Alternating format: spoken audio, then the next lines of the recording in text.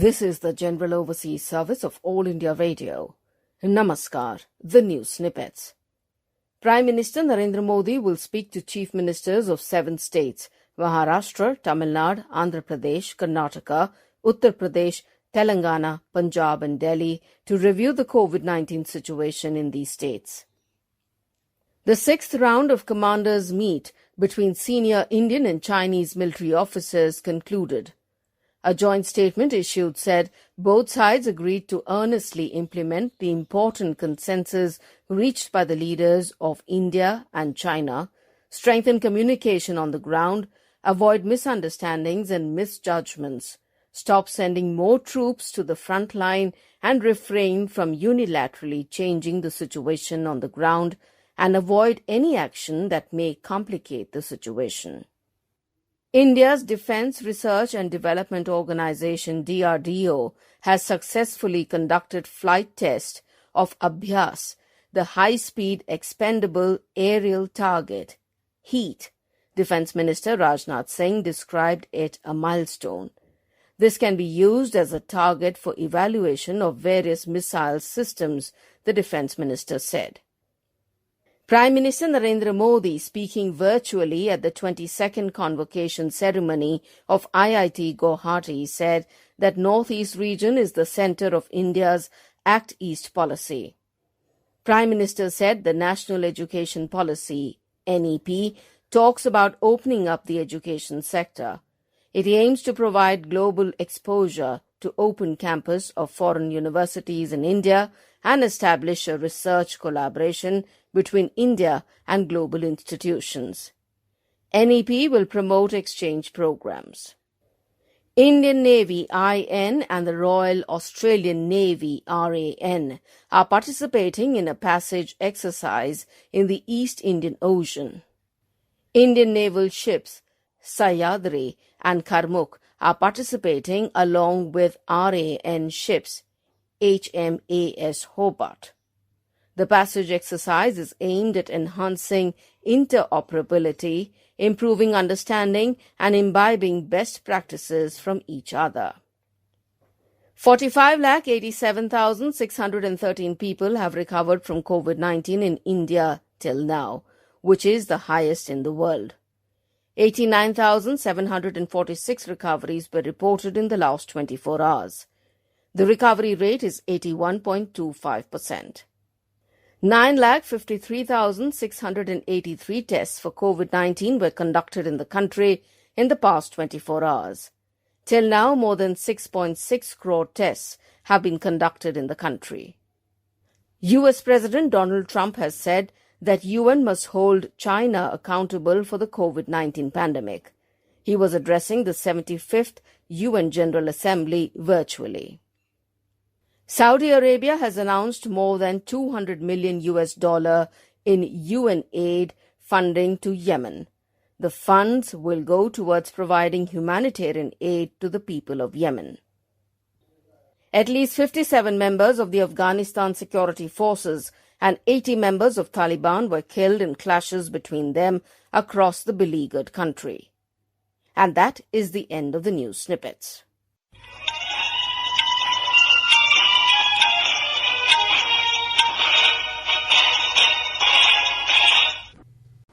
Namaskar and welcome to the program Horizon, and I'm Lalima Aneja Dang, and Ashish Kaul is my guest today. He is the author of 2 best-selling books, Refugee Camp and Dida, the Warrior Queen.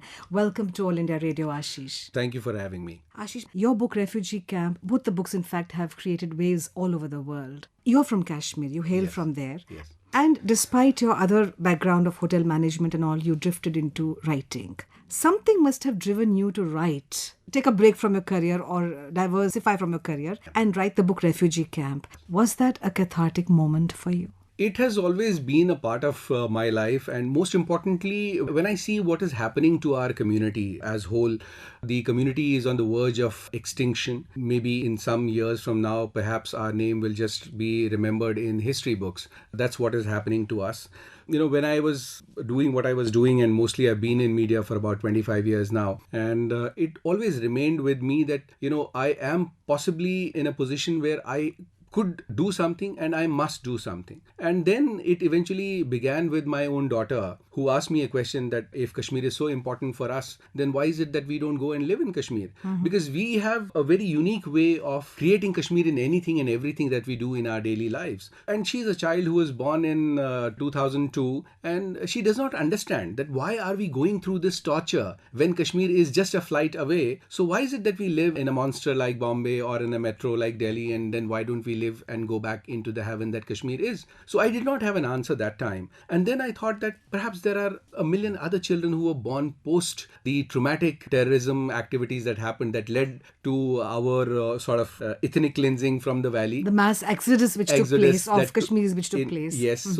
And what I did was I created an autobiographical account, which is primarily of my own life. So when you read Refugee Camp, it is, in a manner of speaking, it is my own autobiography. Although you have named the child Abhimanyu there. Yes. And it's his transformation. It is his transformation. But actually it's your own personal experience. It is my being personal reflected experience. through Abhimanyu. Absolutely. So I've told the story of Kashmir, the 1,000-year-old history of Kashmir. It is unfolding through this boy who's just a 17, 18-year-old boy who's seeing what is happening in Kashmir. So in a manner of speaking, it is also the story of two friends, one Hindu, one Muslim, and what happens, how terrorism splits them. And eventually the only fictional part, or I call it the visionary part in Refugee Camp, is the last chapter called Shanknath, which is how Kashmir problem can be solved. And in my story, Kashmir comes to a peaceful end. Whatever is happening in Kashmir comes to a peaceful end. But then how that can happen is what is documented in Shanknath in that chapter. So which is my vision of, how peace can return to Kashmir. But apart from that, every single incident which is there is a matter of fact. Most of the names that are there are a matter of fact. I just changed my father's name because he was a government servant. I didn't want him to get persecuted for his paltry pension and stuff like that, because they tend to do that back there in Kashmir. So apart from that, everything is 100% fact. In fact, my publisher was so astonished that, can I speak to this guy? Can I speak to that guy? I said, yes, of course, I can connect you with everybody. And he spoke. In fact, it became the first book that was so extensively covered by the Indian media. And they got so fascinated that, has this really happened? We don't know. We have never heard of these stories before. It is said that truth is even stranger than fiction. Of course, absolutely. The kind of things that we have gone through as a community, whenever we talk of social persecution, we tend to talk of Nazis and what happened to Jews back then. But then what has happened in Kashmir is far more bizarre than anywhere else in the world. Does it give you some solace, Ashish, that the book was a bestseller in 2018 and was on the top of the charts for quite some time? Does it give you some solace, some peace, the fact that people could not ignore your book, and through your book, the facts came to light? Does it give you some sense of peace?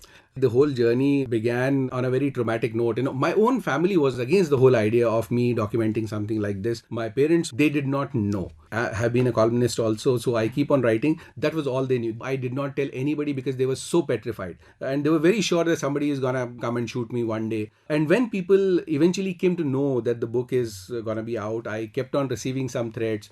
But then, I was definitely at peace when I started getting feedback from an entire spectrum of the society, which was not only Kashmiris. I've had people from a vast section tell me that, we are so shocked reading the story of Kashmir. And this is for the first time we are getting an insight into what actually happened. It is not that people have not written about Kashmir. There are dozens or hundreds of books that have been written about Kashmir. But then they've all talked about 88, 89, that terrorism happened and we left. They keep on harping on the same thing. Nobody has ever gone to the extent of narrating the entire history of Kashmir and how in last 1,000 years we came to 1932, we came to 47, we came to 80s, and then eventually where we are now. And it is a very personal account. So that is what makes it more engaging. And there have been people who are in their late 70s, there are people who are in their late 80s, and they're youngsters who have elders. Of course, they say that when we read your story, we knew it was my story. And which was my success, I think, as an author, was everybody told me it is our story. Because I always said that whenever I would introduce Refugee Camp, I would say that this is our story for the world. It is the story of 6 lakh people who were hounded out of their homes, and nobody in the world knows our story. This Refugee Camp is that one story that the world must know, because you remained silent when it was happening. This is also a matter of fact. Then what happened was, they were children, they were youngsters, they were people like us who wanted to study. What they did was they created something called J&K State Competent Authority. Yeah. Usually, it is said for many people that the first book is a kind of an autobiographical account, and the second book is a little hard to come by because you're a spent force yes, by the time the second one. That's right, so the fact that the second one has come very close to the first one, how did you manage that? And again, was it the inspiration of the Warrior Queen which made you write the second one? Absolutely. I think my first inspiration comes from the history that I own. That is one. And the heritage that makes me who I am. But that is something I think after me, we would have lost that history. In any case, all of our history has been destroyed, eradicated, rewritten, fabricated, and the history of Kashmir, what we know today, is a book of lies. So I think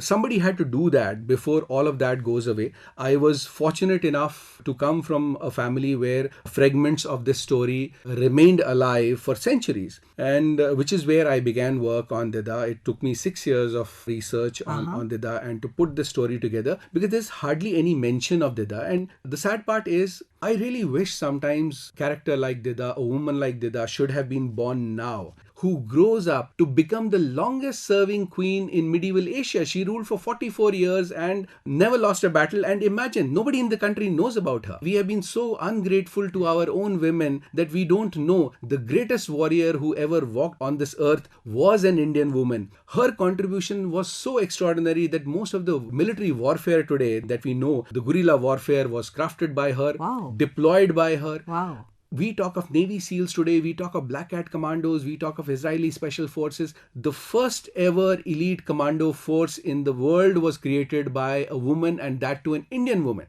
She created the world's first commando force, which was called Ekangis. Ekangis, why? Because they were trained in a manner that the only thing that exists in their body is a weapon. They were so highly motivated. It was a band of about 500 men that she had created, and they could do anything for her. They were so specially trained. She was the first woman who was pushed into sati. The first ever account of a sati is a girl called Dida. And imagine, she was so smart, she came out of it. She was so brave that when she would get into a battle, she would turn the battle upside down, and powerful men would abandon battles. And those powerful kings, that time, they created a theory. They said, she is a witch. If you log on to the net, you probably see the witch queen. So world's first account of a witch queen is Dida, because powerful men could not handle an extraordinary woman like that. But that's so not sad. It. So I think the most important part of Dida was that why was she abandoned? If she was so extraordinary, why was she abandoned by her parents? She was abandoned by her parents because she was born disabled. She did not have a leg. One of her legs was affected by polio at birth. And in those times, even now, forget about, you considering it evil for a girl to have been born in your families. That's a fact even now, irrespective of what the drawing room chat is all about. That is still a fact, which is why they disabandoned. And imagine, the girl rises to accomplish her destiny. And she was the woman who eventually got married to the king of Kashmir. She came from Lohar dynasty. She got married to the king of Kashmir. And king of Kashmir at that time was a gentleman called Shemgupt, who was considered to be the most debauched king that you could ever have in that part of the history. And Kashmir was not really in good hands. It was facing famines. It was a sort of a bankrupt state that time. She was the woman who unified this entire landmass and ruled from Kashmir right up to Iran. And she was the granddaughter of the last Hindu kings of Afghanistan, the Bhim of Afghanistan, who ruled up to Iran, and the entire territory was ruled by him. She even included that into the fold. And after Lalita Aditya, she was the sole person, forget about sole women, she was the sole person who ruled such a large landmass, was active in battles despite being physically disabled, and won almost every battle. There is an account of a battle that she was up against the kings of Iran when Bhim died. During that time, you see, Kashmir was always strategically important because that was gateway to India. Yes. So they all tried to get, but nobody could because of the powerful king. She even defeated Ghazni twice, right? Of course, we'll come to that. And I think the most interesting battle was this that happened around Bamiyan, where these kings, Iran, they wanted to invade India because Bhim had died. So that was the right opportunity for them to hit India and get into Kashmir and then eventually own India. So when she came to know, she had just about 16,000 army, because Kashmir always had a problem because of the famines. There's very little money to maintain armies. So she had very little army. She was up against almost 40,000 Faujis of the other side. She, of course, she won the battle. But do you know how much time she took to finish that battle off? Can you make a guess? I wouldn't. 44 minutes is Heavens. all that she took to finish off a battle. Even in today's warfare, the kind of ammunitions, the kind of Amazing. technology we have, Really we can't amazing. think of that.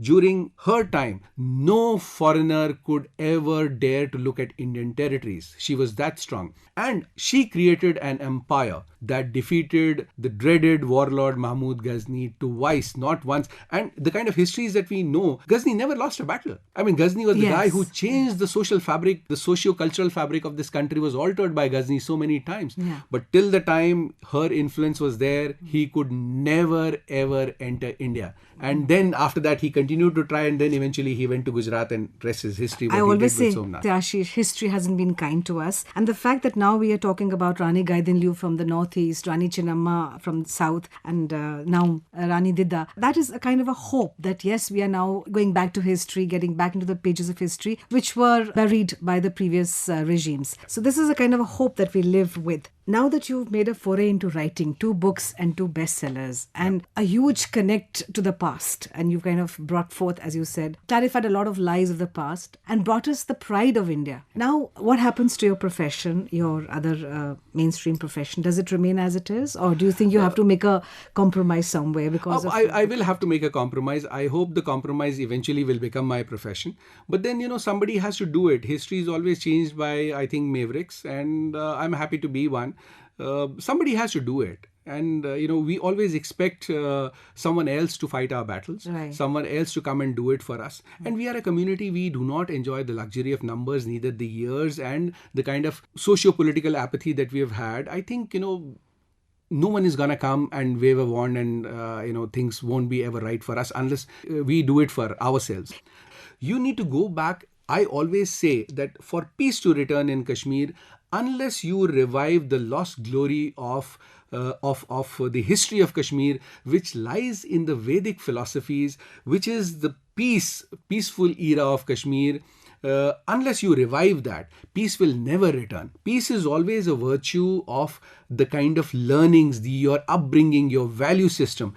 So unless you restore that status quo, reviving your lost glory. Now, something like Didda, she's not just the daughter of Kashmir or the daughter of Haryana, Punjab. She is the true daughter of India. Every writer has a creative time. Which is your creative best? Absolutely. It starts from 11 o'clock onwards in the night. Yeah. And goes on till 4 in the morning? Yeah, 4, 5 in the morning. Yes. That's your creative high period. Huh? Yeah, but it's always been like that, even when, I've been a sportsman all through. Mm-hmm. So for me, it was always about cricket. Only thing I ever wanted to do was play for my country, and I was damn good. And then after that, it was the only time you would get to study was, a day before that and in the night. In my professional life, if my office time is 10 o'clock, I've been in office at 9:30 sharp. Even if I've slept at 7, I've been in office at 9:30. Those compromises, you can't do that. Mm-hmm. If you have a public life, if you have a professional life, you have to follow that. And I've been proud of the fact that, I've always followed that for 25 years of my life. So I hope it will always remain like that. Yes, certainly. Our best wishes are with you. Ashish, you are very articulate, as we can see. You are also teaching, are you teaching in some university? Well, I've Australia or I've anywhere? been I've been a guest faculty all over the country. I've been visiting faculty, guest faculty at IIMs and various educational institutions, various universities. In fact, I enjoy creating because India is a young country. It is the youngest country in the world. 70% of our population is under the age group of 30. So, which actually tells you that 50% of the decision makers today are in various stages of college today. My work must be appreciated, must be acknowledged by people on its merit. If not, it was not going to make a difference to my life, because my objective was to tell these stories in an extraordinary way, and I was very happy doing that. I have 7 more books coming up. 7? Yeah. Oh my God. So that means waking up probably till 5 o'clock or 6 o'clock in the morning. Probably, yeah. I mean, at times it is, I go without sleep for days because, there is something that I want to complete. So, there are 7 more books and most of them are absolutely unique in every way. That kind of work has never been done before. History has always been unkind, unscrupulous and cruel to women. Didda was no exception. It has always been difficult to accept powerful women. Almost 1200 years separate our generation from the life and times of Didda. No one can be sure of who she really was, as she transcended from being a young girl craving for the love of her parents, to a warrior and a queen who ruled for the longest time in the history of the medieval world. Many gallant warriors and men of power have since come and gone. They ravaged the northern territories and rewrote the histories that were convenient to them. Somewhere amongst those cowards, a great queen was lost in the sands of time until now. Dida has kept me awake for years since I heard her name from my illustrious grandmother who hailed from the lineage of the families who once ruled Pranotsa, now Punch. However, history had a few mentions of Dida, born of Simharaj, the ruler of mighty Lohar dynasty. She was married off to a debauched king of Kashmir, Shemgupt, as no one was willing to marry her.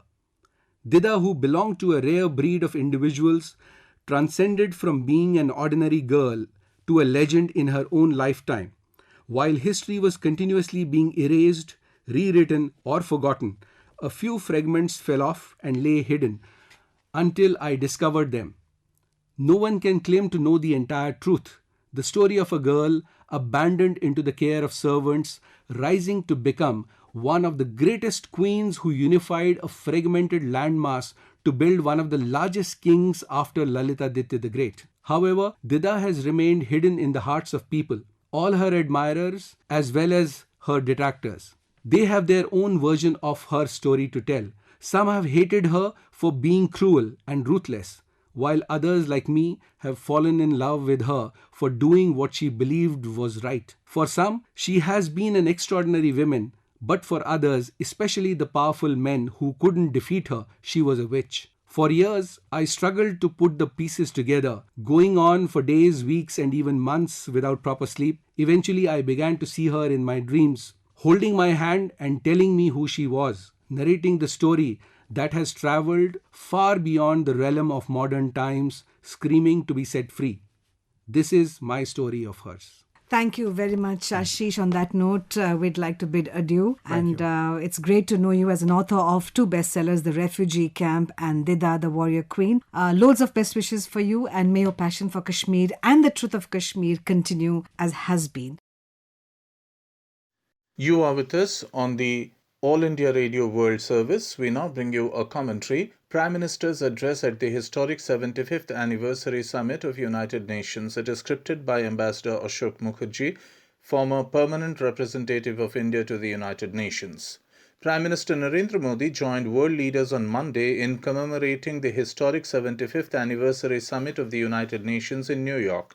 The fact that despite the ongoing COVID-19 pandemic, world leaders had overcome logistics and other challenges to gather in the virtual meeting demonstrated the enduring appeal of the United Nations as a unique multilateral institution. The United Nations and its specialized agencies, as well as the International Monetary Fund and the World Bank, were established by the victorious Allied powers at the end of the Second World War. The special contribution of 2.5 million volunteer troops from India, the largest such contingent from any of the Allied armies, played a big role in India's participation in the creation of the United Nations and its structures 75 years ago.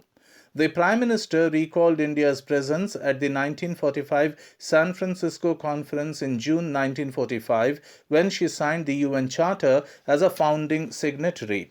He said that a new hope arose from the horrors of war, which laid the foundation for the creation of an institution for the entire world. On this occasion, the Prime Minister paid tribute to all those who furthered the cause of peace and development under the UN flag. The Prime Minister's address provided a framework for India's activism in the United Nations, which has given substance to the provisions of the UN Charter, resulting in the democratization of international relations. India's independence from colonial rule generated the momentum for the UN's success in decolonization. As a result, scores of newly independent former colonies entered the UN General Assembly as equal and sovereign member states. They have participated in decisions taken by the General Assembly based on the democratic principle of one country, one vote. Prime Minister Modi emphasized that India has upheld an integrated approach to peace, security, and development. India has been the largest contributor to the peacekeeping operations of the United Nations. Yet, he said, the original mission of the UN remains incomplete. India's vision for the reformed United Nations is of holistic development, respect for all forms of life, and non-violent conflict resolution. Due to her civilizational vision of Vasudhaiva Kutumbakam, which sees all creation as one family, India has led efforts to give substance to the principle of equitable international cooperation, which is at the heart of the work of the United Nations. The Prime Minister emphasized that the greatest challenges to the United Nations agenda today needed a candid assessment of the effectiveness of the United Nations to respond collectively to them. To ensure that the response of the United Nations to these challenges was effective, the Prime Minister called for comprehensive reforms of the United Nations to restore its credibility and relevance. Referring to the far-reaching declaration adopted by world leaders at the meeting, the Prime Minister called for a commitment to implement its vision. This included the commitment in the Declaration for Reform of the United Nations itself. We cannot fight today's challenges with outdated structures, Mr. Modi said, reiterating that without comprehensive reforms, the UN faces a crisis of confidence. The declaration calls for instilling a new life into reforming the UN Security Council while continuing to revitalize the General Assembly and strengthen the Economic and Social Council. The Prime Minister felt that the objectives in the Declaration for Inclusive Sustainable Development, Climate Action, the peaceful resolution of conflicts, reducing inequalities, and leveraging digital technologies would remain meaningless in the absence of such urgent measures. Prime Minister Modi reasserted India's belief that the path to sustainable peace and prosperity was through multilateralism. For today's interconnected world, we need a reformed multilateralism, he said. This was needed for the United Nations to reflect present realities and empower all stakeholders to tackle common challenges with a focus on human welfare. That was a commentary, Prime Minister's address at the historic 75th Anniversary Summit of United Nations. It was scripted by Ambassador Ashok Mukherjee, former permanent representative of India to the United Nations, and read by Kaushik Rai. This came to you from All India Radio's World Service.